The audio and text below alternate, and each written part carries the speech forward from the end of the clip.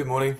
I'm just gonna wait just a moment for the LinkedIn Live to catch up on the stream, and then we'll read the paper together.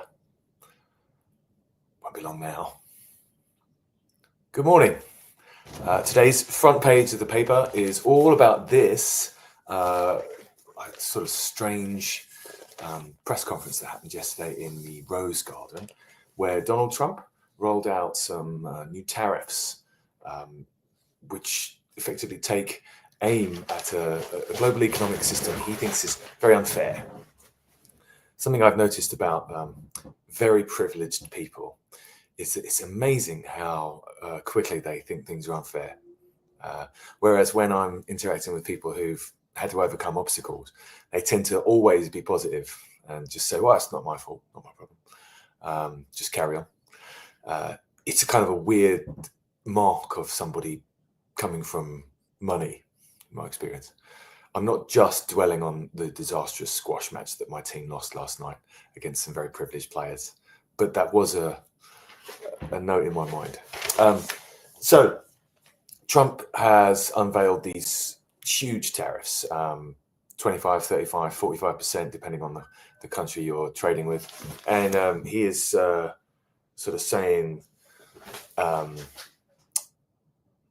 I'm going to charge all of these countries different amounts. And he had a big chart, and they can sort of, do their best. S&P's down 3% this morning. The Dow went off a cliff, 1,200 points, biggest drop in 2 years. The thing is, when you're running your dad's casino in Atlantic City and you make a mistake like this, you just go bankrupt. But when you do this to Americans' stock, their 401ks go down thousands of dollars. They really lose interest in you. And something that happened just 2 days ago, obviously, is that the Wisconsin Supreme Court victory for the Democratic favored candidate was very significant. I noticed that that's below.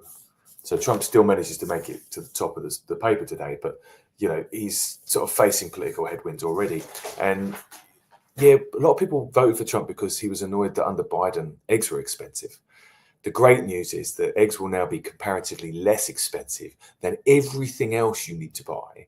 And also, you'll have less money in your 401k to feel confident about possibly retiring at some point, or anything else you want to do with any of the money you used to have. People vote based on that. So if Trump's planning to hold another election, which I'm pretty sure he can't get away with not doing, he's in trouble. And yet he's blundering on, headstrong, doing more than everyone expected. This is like what I consider to be pretty dangerous behavior. If he's doing this on global trade, what other areas of his policy is he going to start behaving like this on?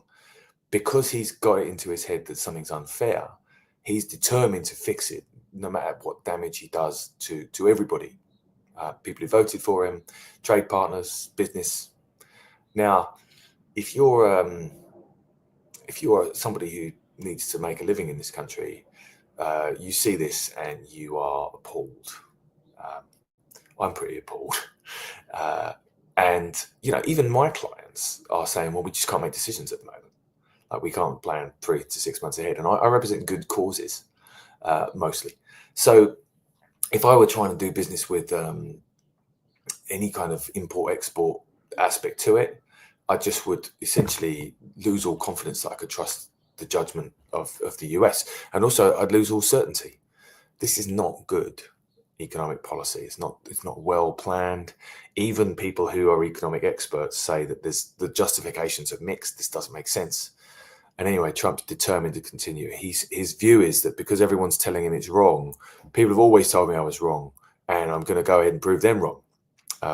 What though if they were right and you continue to be wrong? When do you change your mind? When's the turning point? When do you suddenly realize you've been destructive?